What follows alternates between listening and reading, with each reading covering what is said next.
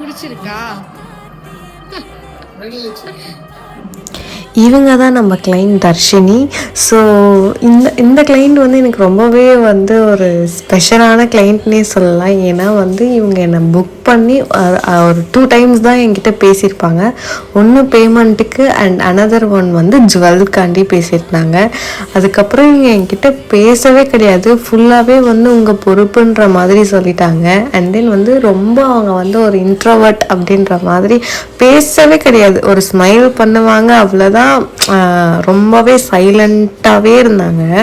So வந்து எனக்கு ரொம்பவே அப்படியே பார்க்க சொல்ல ஆச்சரியமாக இருந்துச்சு. ஏன்னா நான் வந்து ரொம்ப பேசிகிட்டே இருப்பேன்னா, அதனால் இந்த மாதிரி ஒரு பர்சனை பார்க்க சொல்ல எனக்கு ரொம்பவே ஆச்சரியமாக இருந்துச்சு. அதுவும் அவங்களுடைய ஸ்பெஷல் டேக்கு லைக் ஒரு கான்வர்சேஷன் வந்து அவங்க வைக்கலை, மொத்தமே நம்மளை நம்பியே விட்டுட்டாங்க அப்படின்னு சொல்ல.